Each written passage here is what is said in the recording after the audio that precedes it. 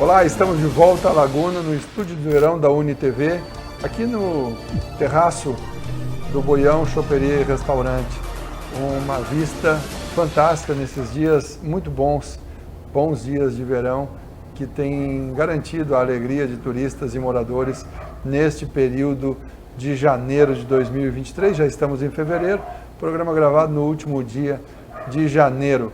Programa 60 minutos no estúdio de verão da UniTV, tem o apoio do Boião Choperia e Restaurante, onde você pode fazer a sua refeição com um sabor inigualável. Adriana Camilo, corretora de imóveis. A Adriana já esteve aqui e falou para a gente sobre o trabalho do corretor de imóveis. Evite adquirir uma propriedade, um imóvel urbano ou rural, sem passar por um corretor. Há muitas nuances, há muitas questões que precisam ser cuidadas e o corretor se presta a esse serviço. E também Sulbetnet, apostas esportivas. Se você quer fazer uma aposta esportiva online, Sulbetnet.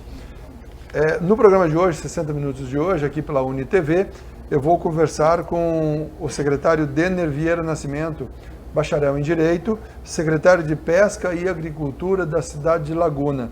Esta Secretaria de Pesca e Agricultura tem uma série de envolvimentos, inclusive com saúde e bem-estar animal. Nós vamos falar sobre esses temas, a questão da proteção dos moradores ribeirinhos, a questão da limpeza das praias por conta das últimas enxurradas que jogaram aqui nos balneários de Laguna muitos pedaços de árvores, troncos, galhos, e o município agora já tem trabalhado nisso, mas agora tem um reforço com verba pública federal para poder finalizar e limpar as areias para que os turistas possam ter mais conforto. Secretário, muito obrigado pela sua vinda ao programa 60 Minutos de hoje. Professor, te chamo assim, fico muito feliz, ainda mais aqui na Laguna, com essa vista maravilhosa do nosso município, que a gente é abençoado. É uma alegria imensa e também agradecer à UniTV pela oportunidade da gente falar aquilo que a gente está fazendo pela nossa região, e também mostrar um pouquinho do nosso trabalho. Uma prestação de contas. Quem é o secretário Denner Vieira Nascimento? O senhor é formado em Direito e aí foi parar na pesca, agricultura e bem-estar animal, secretário? Acho que primeiro eu sou um apaixonado por Laguna, começando por aí. Eu sou filho dessa terra, um lagunense. Meus pais são aqui da comunidade da Barranceira, filho de Adilto, de Giovana. Sou formado em Direito, especialista em Direito Público, apaixonado pelos animais. E eu acho que a pesca e a agricultura caiu comigo como se fosse algo que eu relembro todos os momentos quando eu era criança, sentado do lado da minha mãe e do meu pai, quando eles pescavam, que eu viciava lá o siri e via também a importância que essa área precisa ser levada realmente a sério, mas de uma forma inteligente.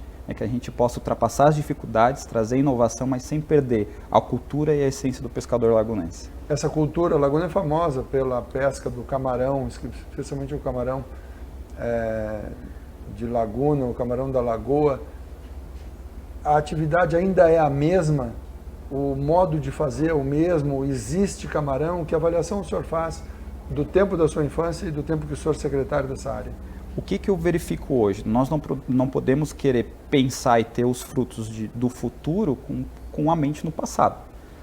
Então, desde quando a gente assumiu a secretaria, a gente sabe que Laguna precisa de obras estruturantes, principalmente na área de desassoreamento das lagoas, de uma política pública costeira extremamente eficiente no sentido de identificar quais são os problemas que nós temos hoje, tanto voltado na questão do meio ambiente, quanto voltado na questão de preparar o próprio pescador. Um exemplo clássico disso é a gente tentar revitalizar e transformar um sarilho público, um trapiche, que forma uma questão sustentável e que a gente possa remover materiais pesados muitas vezes que estão na lagoa. Então eu vejo que a avaliação de hoje é o seguinte: ou a gente caminha para uma evolução no sentido de trazer a ciência para o lado, trazer os estudos, compreender a necessidade, antes do que ficar amarrado no passado, que a gente sabe que hoje a maioria dos nossos pescadores, eles continuam ainda com aquela maneira de ter o seu bote, a sua maneira, apegado, eles têm uma ligação emocional com a lagoa. Sempre foi feito assim. Sempre foi feito assim, mas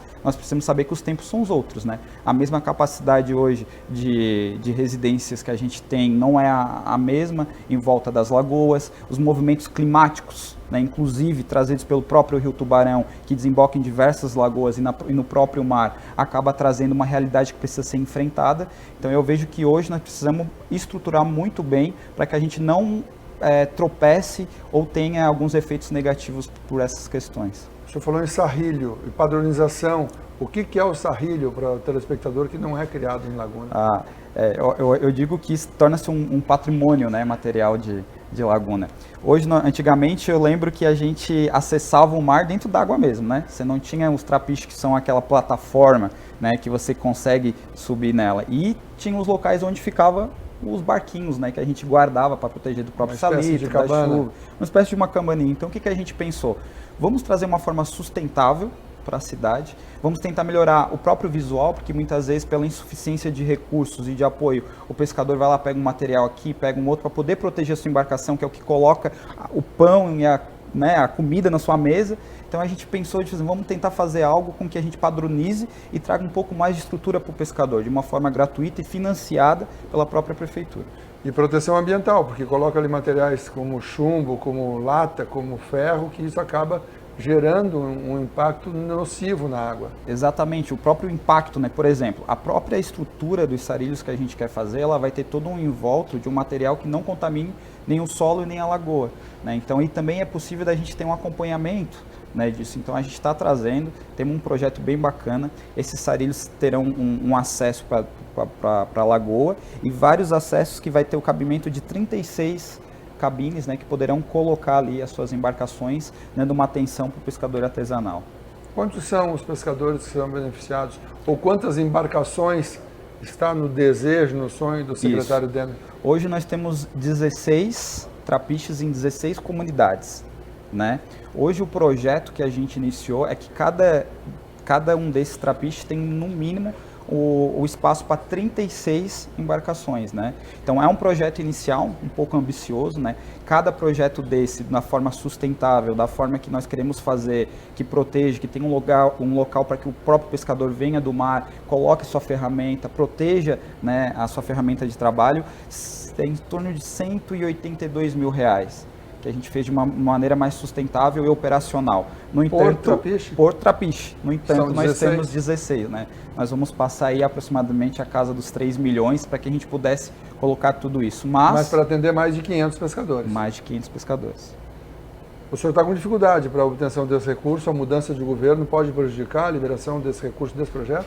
Nós temos 2 projetos que eu posso dizer que mexeu muito comigo, no meu sentimento, principalmente com essa ligação que eu tenho da família, que é a Casa do Peixe, que foi contemplado pelo SC Mais Pesca, do governo anterior, que já está licitada, já tem empresa ganhadora. Eu falei governo federal, é governo do estado. É governo do estado. E nós temos os trapiches. Eu estou na secretaria aproximadamente quase 4 meses, não chegou a 4 meses ainda, né? Porque eu sou um pouquinho acelerado.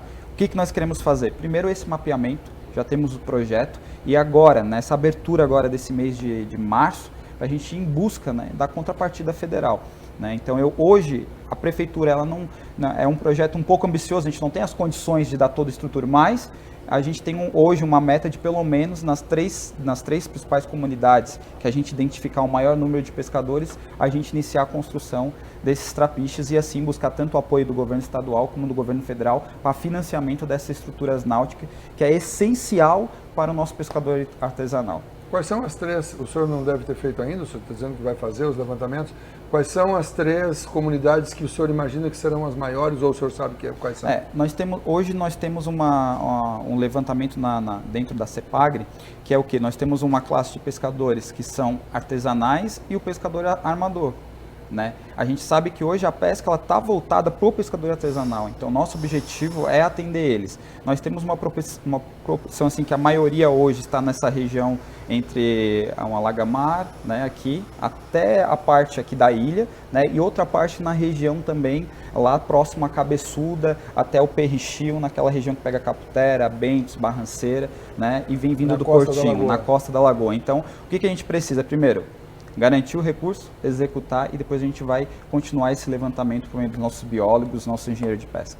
Secretário, diferencia para mim, para os nossos telespectadores aqui da UniTV, O que é o pescador armador e o que é o pescador artesanal? O que caracteriza um e outro? Nós temos o pescador artesanal, a própria atividade que ele tem, ele só depende exclusivamente da pesca. Não importa o tipo de embarcação? Não, aí nós temos as embarcações de escala industrial, que daí já foge, não é artesanal, não é aquele unifamiliar, né, voltada à questão protegida pelo próprio governo federal por meio do seguro, por meio dos benefícios, né, que o próprio pescador artesanal tem. E nós temos aquele pescador que ele é o cara que realmente faz isso muito mais para o esporte, porque gosta, tem um vínculo, quer regularizar a sua embarcação, quer ter um livre acesso, né, em determinadas situações. Então, aquele que pesca mais pela questão do esporte ou por um hobby. E tem aquele que tem um vínculo com a comunidade, que já tem uma família, que depende exclusivamente, né, da pesca, está inscrito no banco de dados do governo federal, né, com a carteirinha do pescador artesanal, com indícios de uma vida totalmente pregressa dentro da pesca. Eu vou lhe fazer uma pergunta e nós vamos deixar para que o senhor responda na sequência. Tá. A pesca esportiva, é só comprar o equipamento, ir para a beira do mar ou na lagoa fazer a pesca, ou tem legislação específica, licenciamento e tudo? O senhor vai responder isso para mim e para o nosso amigo telespectador. Na volta do intervalo a gente vai e já volta com o programa 60 Minutos de hoje. Estou conversando aqui em Laguna, no estúdio de verão da UniTV, com o secretário Denner Vieira Nascimento, secretário que é advogado, que é bacharel em Direito e é secretário de Pesca e Agricultura da cidade de Laguna. A gente já volta.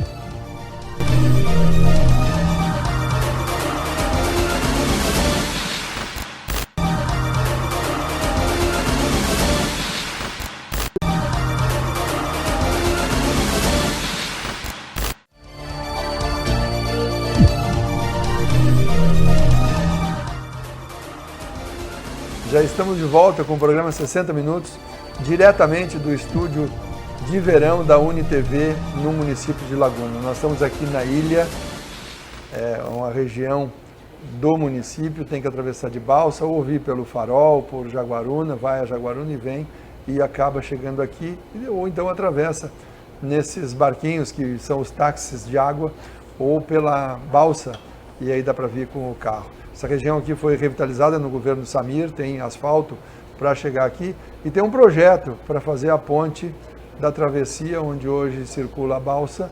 Vamos ver se o atual governador conseguirá manter o sonho dessa região e da comunidade por conta da questão de recursos.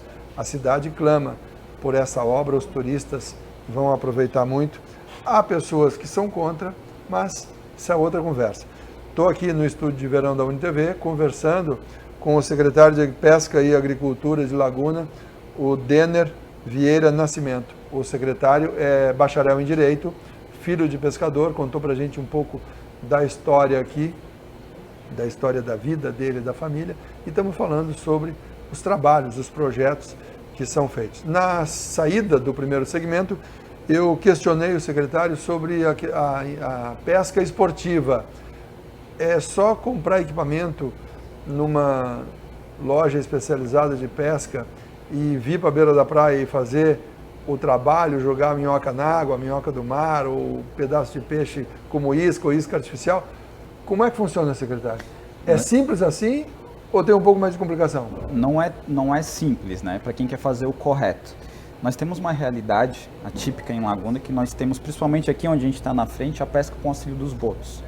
Né? Então a gente sabe que hoje, muitas vezes a pesca predatória, a pesca de forma irregular, que se sai dos parâmetros muitas vezes da própria lei que estabelece, né, a malha que tem que ser pescada, os locais que pode pescar ou não com linha, essas partes muitas vezes, se a gente o cara não tiver cadastrado, se não tiver realmente obedecendo as regras, ele vai prejudicar totalmente, né, o meio ambiente que a gente tem hoje aqui. Por exemplo, nós já tivemos algumas espécies de botos que auxiliam na pesca hoje, que faz parte da cultura de Laguna, da parte histórica, sendo penalizado pela negligência, né, por os pescadores que algumas vezes não obedecem, e a maioria desses pescadores não são pescadores artesanais e muitas vezes nem esportivos, são alguns que fogem à regra.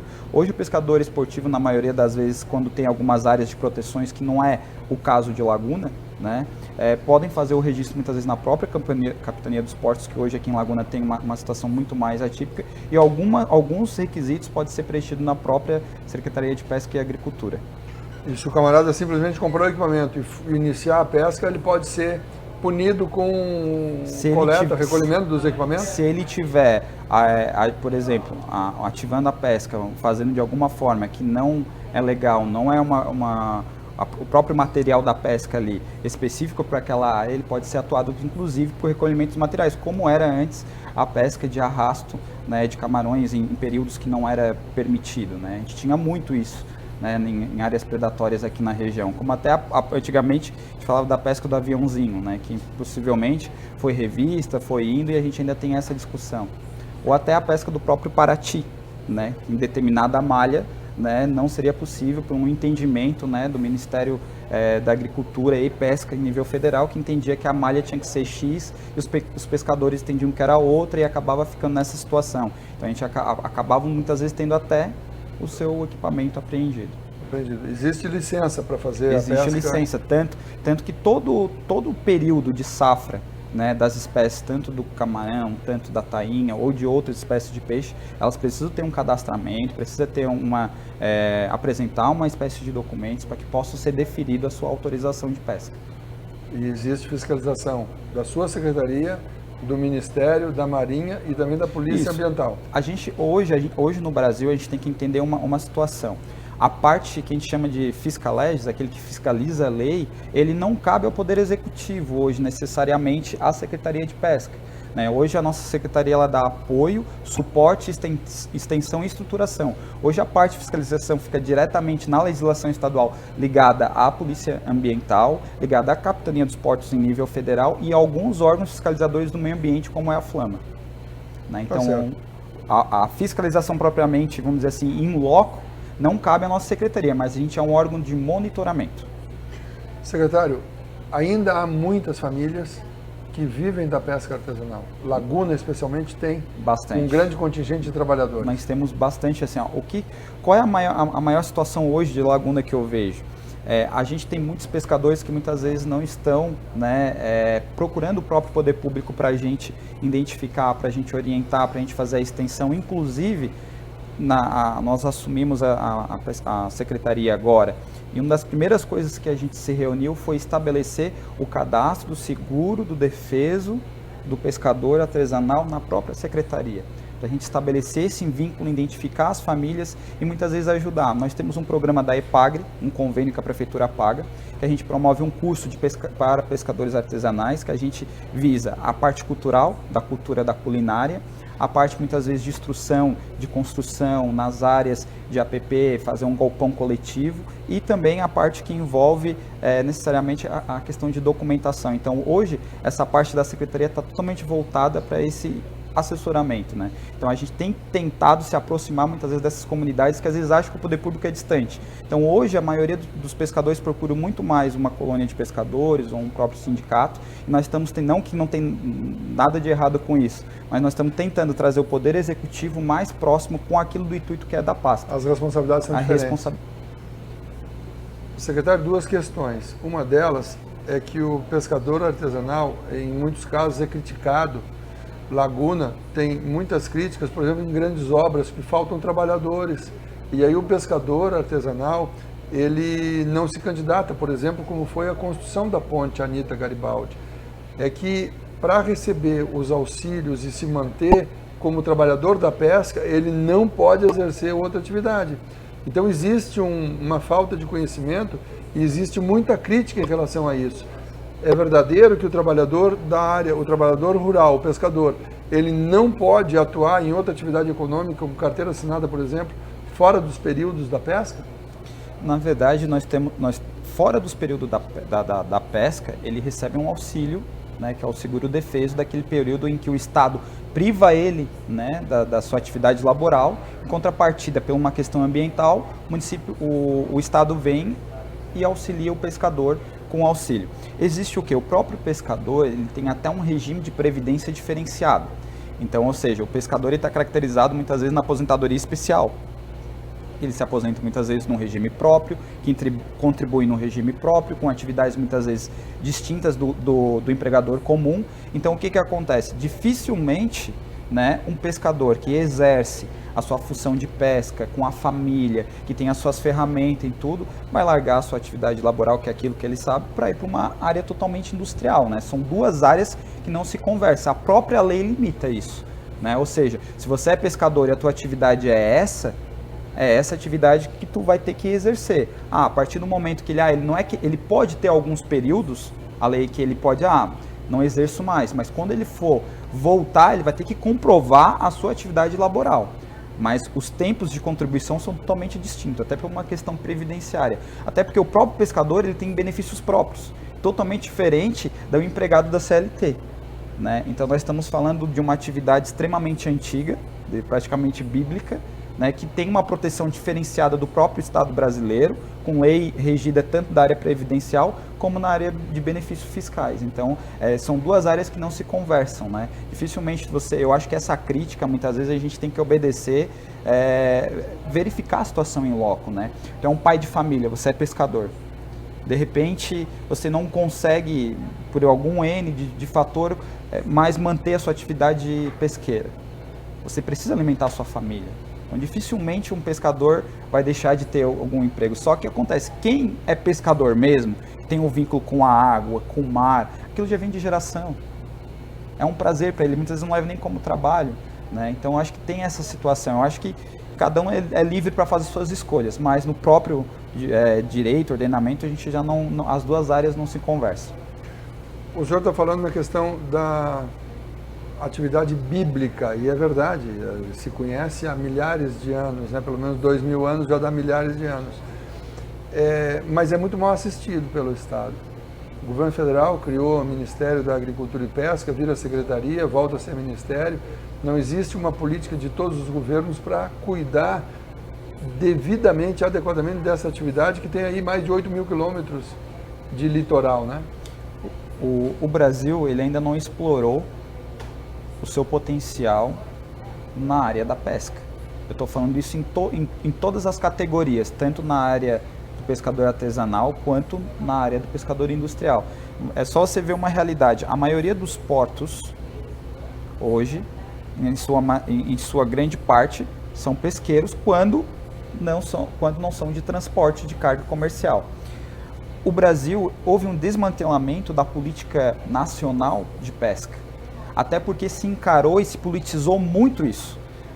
O que a gente falava antes? Você fala de pescador, você ligava a categoria da pesca à mesma categoria, muitas vezes, de um MST, que era uma política, muitas vezes, voltado a uns governos de esquerdas. Mas a gente tem que entender que antes desses movimentos ideológicos, existe família, existe pessoas, existe áreas que precisam ser estudadas e ter dado infraestrutura. Em Santa Catarina, eu acho que nos últimos anos não houve, de forma alguma, política pública estruturante, atenção básica e até mesmo tentando identificar como é que está o pescador hoje. Porque o pescador hoje, a rotina dele, a realidade dele não é a mesma de antes. Né? Então eu acho que no Brasil inteiro, em nível nacional, a gente não explora e a gente não estruturou e não cuidou da área pesqueira como a gente deveria. Nós vamos fazer um rápido intervalo e voltaremos a conversar com o secretário Denner Vieira Nascimento, secretário de Pesca e Agricultura do município de Laguna. A gente já volta.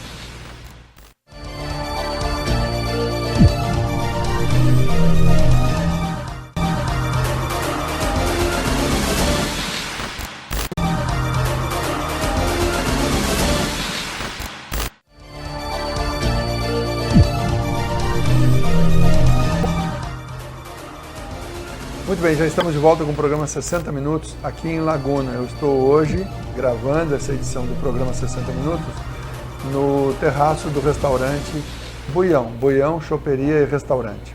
Este programa tem apoio do Buião, Choperia e Restaurante, também da Sulbetnet Apostas Eletrônicas e da Adriana Camilo, corretora de imóveis. Graças a esses apoiadores, nós fazemos essas gravações e trazemos a estrutura da UniTV para a praia de Laguna, para esse ambiente qualificado, e de vez em quando o Guilherme nos dá uma colher de chá e mostra aí o ambiente aqui na região. É simplesmente encantador, é muito bonito este cenário onde nós estamos. Estou conversando hoje com o secretário Denner Vieira Nascimento, secretário de Pesca e Agricultura da cidade de Laguna. Secretário, mas tenho ainda 3 temas para tocar. Mas aqui eu gostaria de saber do senhor, a gente vem falando da falta de estrutura e de apoio, suporte público ao pescador. O camarada vive de teimoso, né? Porque entrar no mar é uma atividade insalubre, falta de cuidado com ventos, furacões e maré adversa, e ainda assim mantém a atividade e mantém a geração de uma riqueza importante para os municípios. O produtor, na sua secretaria, também tem agricultura. O produtor rural, que produz leite e produz boi para carne, ele sabe que ele precisa ter o talão de notas, o bloco de notas do produtor. Na pesca, existe a mesma necessidade ou não existe? E se existir, o pescador cuida disso? Nós temos houve, né? Sabe que nossa região houve uma mudança muito forte na questão do recebimento dos auxílios, né? Do seguro-defeso. Por que isso? Havia muita fraude, gente que não era pescador e acabava recebendo. Por que eu estou falando isso?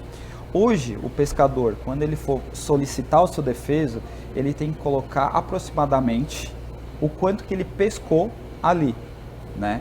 Nós temos algumas notas que podem ser emitidas na própria secretaria, no próprio site, podem fazer essa movimentação. Isso é muito importante para a secretaria, porque a gente consegue provar, muitas vezes, para políticas públicas federais, a existência dessa atividade pesqueira. Então, muitas vezes, o pescador, ele precisa, a gente sabe que ele existe na nossa comunidade. Eu sei que o meu amigo lá, que eu vou comprar um quilinho de camarão, que eu vou pedir o siri para ele, vou comprar, ele realmente é um pescador. Mas ele precisa, muitas vezes, né, estar inserido nesses programas. Então, hoje a emissão de notas e também a atualização dos dados dele nos bancos públicos, nos órgãos públicos, é muito importante para a gente poder buscar. Então, o pescador hoje, toda vez que ele vai realmente buscar a emissão da nota, a sua movimentação e a parte do agricultor também, ou outro tipo de documento para comprovar a sua atividade, isso nos torna muito mais fácil da gente levantar esses dados e tentar buscar melhorias e políticas públicas para o próprio pescador. Porque que não tem a informação custo vem nenhum. à secretaria. A informação vem para a secretaria, a gente cria um banco de dados, a gente consegue fazer um mapeamento, a gente consegue dizer, por exemplo, olha, nesse desastre que a gente estava comentando, que a gente teve recentemente das fortes chuvas. Hoje a Lagoa de Santa Marta, nós iniciamos um projeto para a gente poder fazer a dragagem e o desassoreamento. Mas isso é um processo lento, porque depende de muitas vezes de alterações ambientais, de licenças. O que a gente vai fazer? Vamos fazer a abertura dos 2 cursos. Mas quantas comunidades, quantos pescadores serão beneficiados?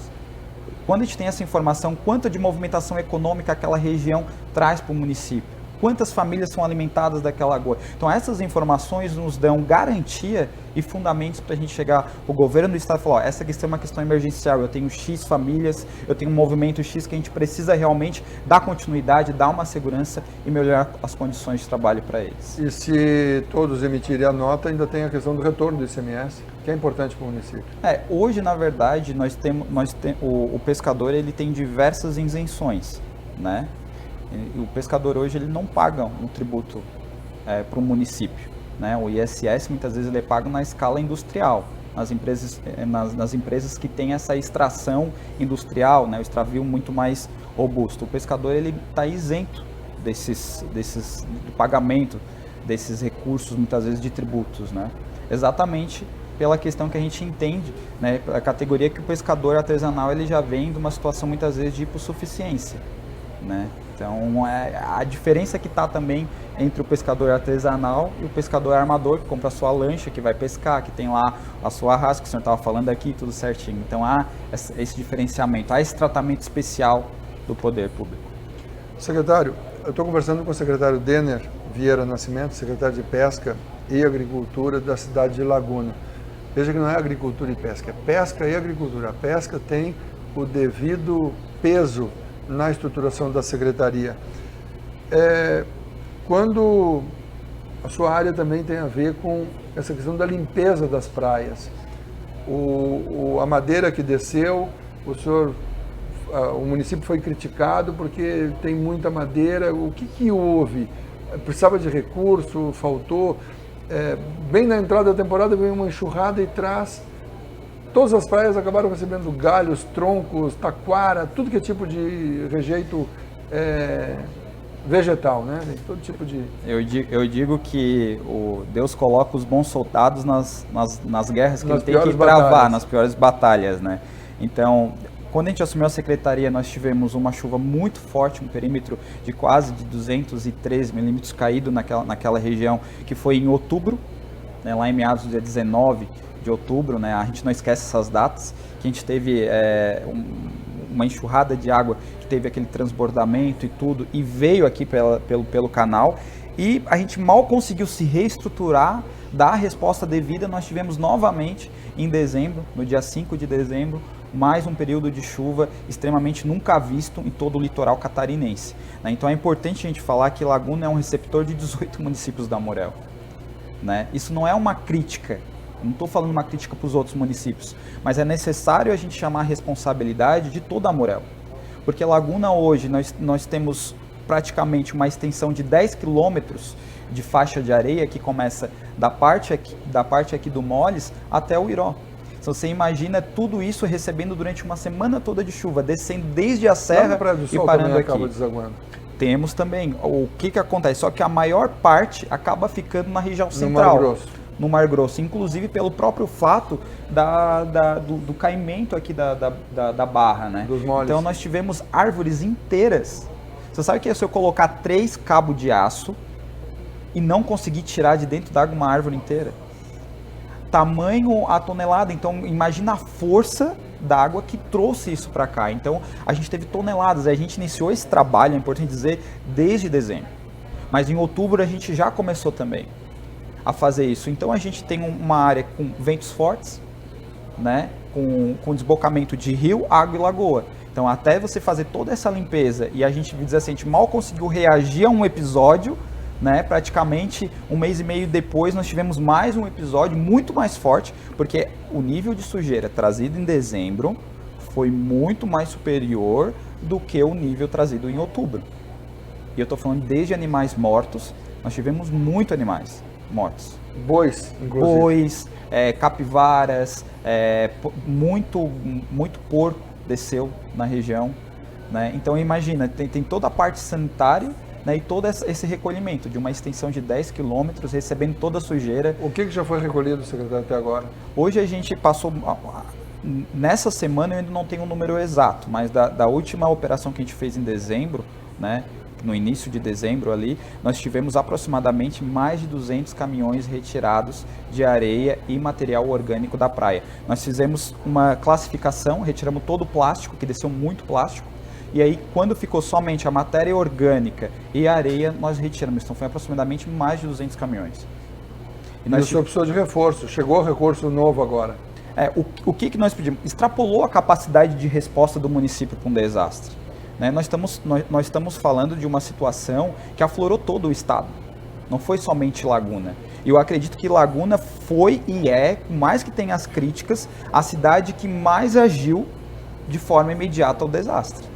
Porque nós tivemos uma cidade que sofre e recebe todo o material da Amurel, praticamente, né? E em contrapartida ficou sozinha nisso, né? E fora isso, eu tive a comunidade da Madre, que tiveram pessoas isoladas por conta da água. E o que a gente fez? Primeiro vamos dar atenção onde há risco de vida humana. E aí depois a gente começou sem deixar de fazer o trabalho das praias. Então a gente pegou, fez um mapeamento, cadastrou, que foi, assim, a Defesa Civil Federal reconheceu e aprovou isso rapidamente e disse, não, realmente o município de Laguna extrapolou 80% da sua capacidade no primeiro relatório. Na segunda chuva, colocou que a gente extrapolou 200% da capacidade do município de dar uma resposta a esses desastres, a essas áreas que foram afetadas. O senhor tem que agir rápido e tem que terminar o trabalho nos próximos 10 Exato. dias. Nós temos, desde quando assinou o contrato, nós temos 15 dias. E assim, as pessoas às vezes querem que a gente faça em tempo recorde, mas nós estamos numa área de preservação permanente. Nós temos animais que são marinhos, né, que habitam toda a questão aqui. Nós temos toda uma extensão que precisa ter um local de botar fora. Não é simplesmente colocar a máquina e vou tirar da praia. Eu tenho que licenciar o local onde eu vou pôr.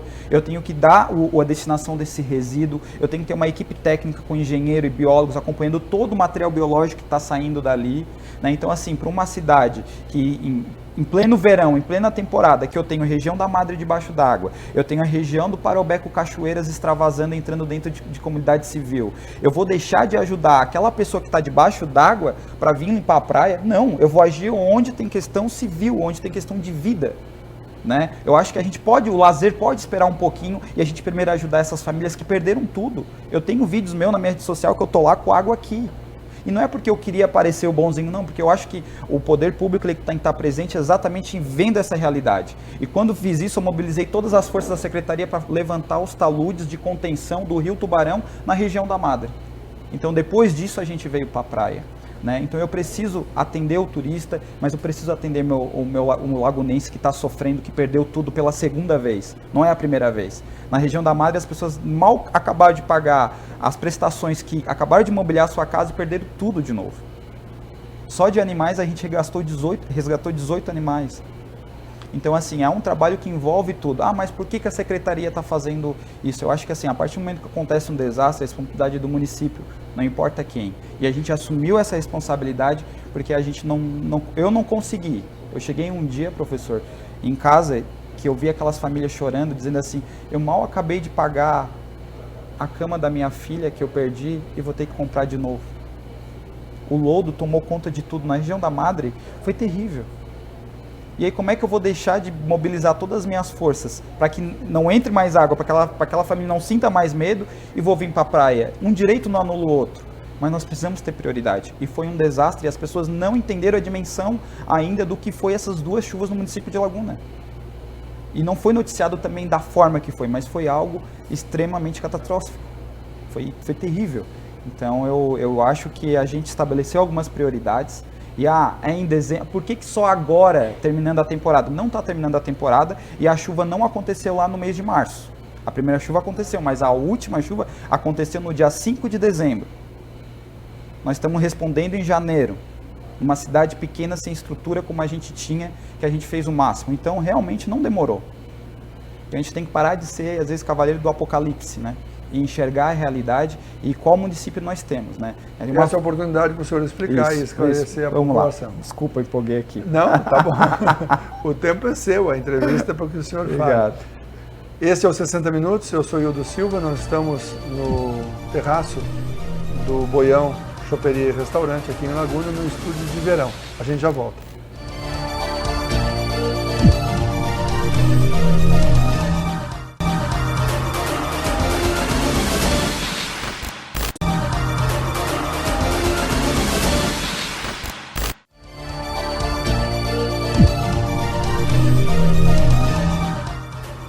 Já estamos de volta com 60 Minutos no estúdio de verão da UniTV.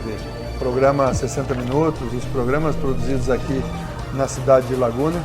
Tem o patrocínio da Sulbetnet, apostas esportivas, Adriana Camilo, corretora de imóveis, e Boião, choperia e restaurante. Onde nós estamos? Nós estamos agora no terraço do Boião, uma região belíssima. A vista aqui é extraordinária. De vez em quando o Guilherme dá uma colher de chá e mostra as imagens aí para todos nós. Secretário, a sua área, a sua pasta, além de agricultura e pesca, tem também o bem-estar animal. E o senhor está pilotando hoje um maior projeto de tratamento e acolhimento de cães, especialmente cães, de todos os municípios da região da Amurel. Conta para a gente um pouquinho desse programa de bem-estar animal. Hoje, professor, nós temos 3 programas que a gente diz que são os pilares, né, da gerência do bem-estar animal. Todo mundo sabe, né, é sabido por todos, a realidade que nós temos hoje com a situação do abandono, né, de animais. E nós também sabemos que a própria política pública de controle populacional de animais, tanto doméstico como em situação de rua, nunca foi levada a sério.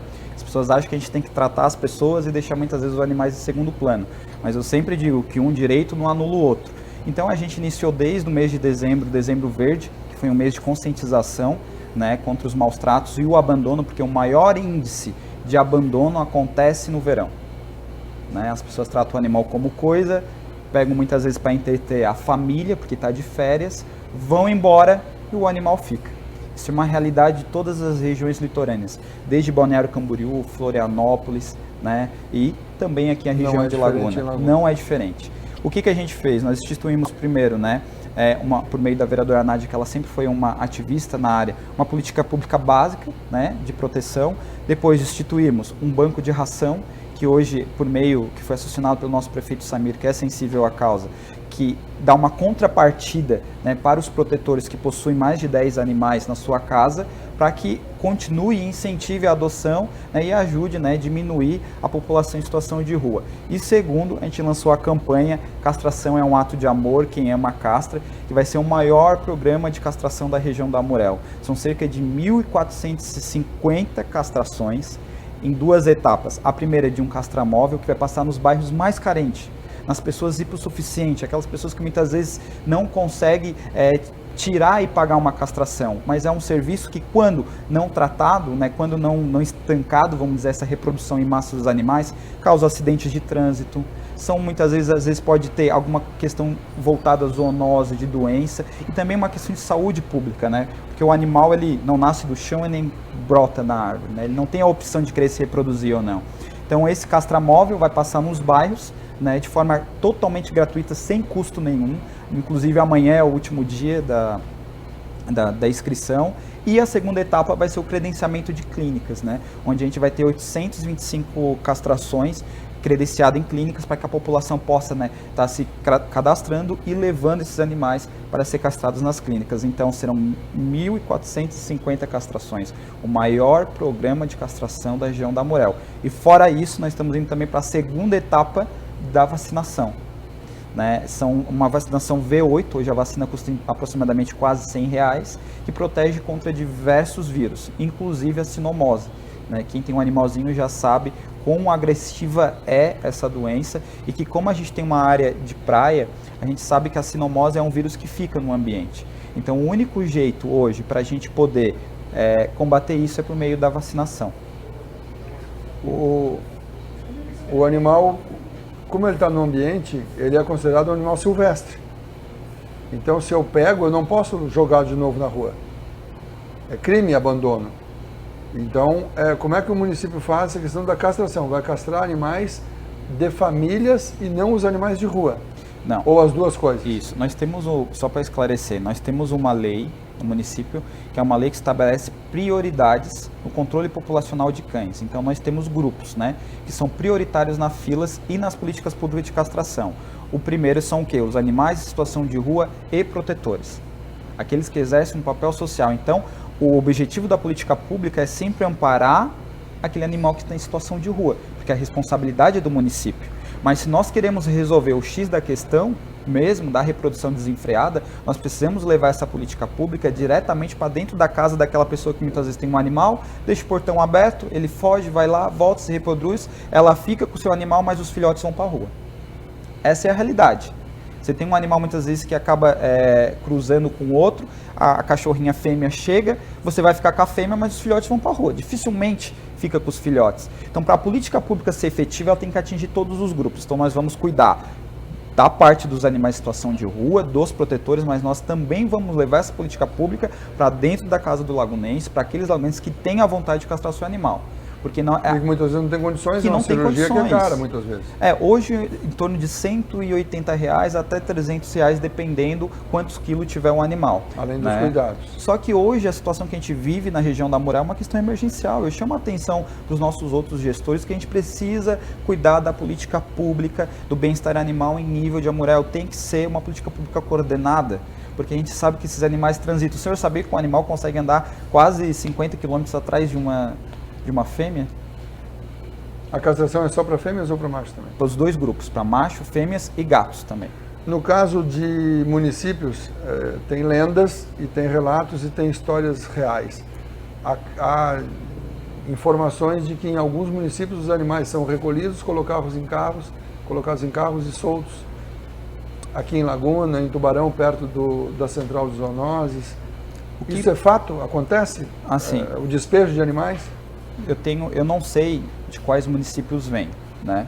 É uma característica das áreas litorâneas e das cidades que tem uma BR, né? Uma rodovia, né? Que corta o município. Por quê?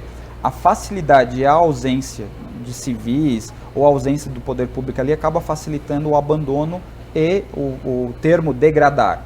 E nós temos uma realidade. As pessoas vêm em lugares desertos, como a região muitas vezes rurais ou em beiras de estrada, e largam os animais, né? Então, por isso que eu digo que a castração, toda a castração que a gente for fazer, os animais serão microchipados. Por isso o credenciamento, porque se esse animal que foi castrado aparecer na rua e a gente conseguir identificar pelo microchip no animal, nós iremos multar e responsabilizar, inclusive, por crime de maus tratos, civil e criminalmente e administrativamente também, se for o caso, né? O proprietário é informado dessa ação. Exatamente, vai ter endereço e tudo, é informado. Nós já fizemos a abertura de alguns procedimentos, né, na Polícia Civil de situações de maus tratos, de abandono, né, extremamente cruéis, né? Desde animais que estavam no sol acorrentado e o dono sumiu, desde animais que na enchente foi abandonado, deixado para morrer. E no caso da distribuição de alimentos, de ração, qual é hoje o investimento do município nesse caso? Hoje o município ele investe aproximadamente quase R$200 mil, né, para que a gente possa alimentar em torno de 42 protetores. São cerca de quase 800 animais atendidos pelo banco de ração. E lá também tem a adoção nessas pessoas que cuidam desses animais? A maioria dos animais que estão com esses protetores são animais que a sociedade muitas vezes não quer, que é aquele animal que envelheceu, é aquele filhotinho bonitinho que quando ficou feio foi largado na rua, né? O nosso desejo era pegar todo o desejo do protetor, por mais que ele ama, é levar esse animal num ambiente que tem amor. Né? Porque um animal muitas vezes que está com 72 cães, ele não tem atenção, o carinho devido, o lazer. Então a gente precisa, no entanto, a gente tem uma dificuldade. Então os protetores acabam abraçando, né? Mas nós temos também uma política pública de adoção que pelo menos 2 vezes ao mês, nós temos uma feirinha permanente que ocorre na frente do mercado público de Laguna com os filhotes e também os grandalhões que às vezes acabam ficando aí à estreita da adoção. Secretário, o senhor falou na vacina, a vacina antirrábica também, a contra-raiva também acontece. Isso, nós fizemos uma edição em dezembro, foram 200 vacinas antirrábicas e 200 V8, inclusive essas 200 vacinas antirrábicas foram doadas pela Sopra, né, que faz um papel excelente, uma política pública voluntária, né, voltada para a população, e agora nós estamos repetindo, né, a vacinação V8. Por que nós estamos focando exatamente? Porque a gente está vendo que o maior índice de internação dos animais de rua e domésticos são por sinomose, e a vacina custa R$100. Um animal hoje que fica internado não vai baixar menos de R$1.000 de tratamento. Então também é respeito com o dinheiro público, é gestão, nós temos que vacinar, para a gente poder diminuir também o custo lá, e esse valor que sobra a gente investe em castração. A castração é a política mais eficaz contra todos os problemas que são ocasionados depois que o animal cresce e se reproduz, né? Então a gente precisa frear isso. Secretário, uma questão que não posso deixar de perguntar é por que não um canil público? Assim, eu vejo hoje a situação, não é a questão que eu sou contra um canil. Eu acho que o canil, o nome já diz que é algo quando ninguém mais quer. Tubarão é central de zoonose, mas igual... É que a central de zoonose não pode ser canil, né? Ela é para tratar zoonose, ela não é para receber animal saudável, animal que foi abandonado. Agora nós temos que fazer uma política pública que a gente trata da educação, do local para a gente poder deixar os animais, porque assim, o poder público vai pegar e vai começar a acumular todos os animais ali, que hoje os maiores dos protetores têm 70, 92 cães, não porque eles foram lá na rua e resgataram, alguma parte sim, mas a maioria são pessoas que chegam de madrugada dentro do cercado da Dona Leia, da Dona Isabel, que são cuidadoras aqui, e largam os animais lá, vira um despejo. O que nós temos que ter é trabalhar a educação e ter um lar de passagem com tratamento ambulatorial, que faça uma política pública constante de doação, né? Então hoje, para mim, Laguna teve um canil aqui, que foi o canil da morte, que foi fechado e foi impedido pela justiça, porque cerca de mais de 52 cães estavam lá em situações extremamente precárias, e muitos desses cães hoje estão com protetores, que foi intitulado como canil da morte, que morreram. Se não for bem cuidado, ocorre inclusive canibalismo. Em Jaguaruna, nós fechamos um junto com as ONGs de Tubarão, havia um canil clandestino com 72 cães de raça, em situação com bicheira, com fratura expostas. Então a gente precisa combater isso. Então eu sou hoje totalmente contrário a um canil público. Agora, vamos estruturar a política pública. Educação, um lugar temporário para praticar a adoção, cuidar desse animal, eu sou a favor, dentro de todos os parâmetros do Conselho Federal de Medicina Veterinária. Agora, fazer um canil simplesmente para dizer o cachorro está incomodando, as pessoas vão despejar, hoje eu não quero mais meu cachorro, a responsabilidade da prefeitura, não, eu sou o contrário. Nós temos que ter uma política pública eficaz e também disciplinar, porque a culpa aqui não é dos cachorros, são dos seres humanos. Então era isso. Secretário Denner Vieira Nascimento, secretário de Pesca e Agricultura da cidade de Laguna, falando das ações. O secretário assumiu há pouquinho tempo, ele assumiu em outubro e já enfrentou 2 enxurradas aí que jogaram árvores por toda a cidade, por todas as praias, e está enfrentando essa questão também, o atendimento às comunidades ribeirinhas por conta das fortes cheias que trouxeram muita água pelo Rio Tubarão. Secretário, muito obrigado pela sua participação no programa 60 Minutos de hoje. Eu que agradeço a oportunidade, viu? É uma honra estar com o senhor, um pouquinho suado aqui. É o calor, não tem a ver comigo. Valeu. Obrigado, secretário. Obrigado a você que acompanhou o programa 60 Minutos de hoje. Continue com a programação da UniTV e até o nosso próximo encontro.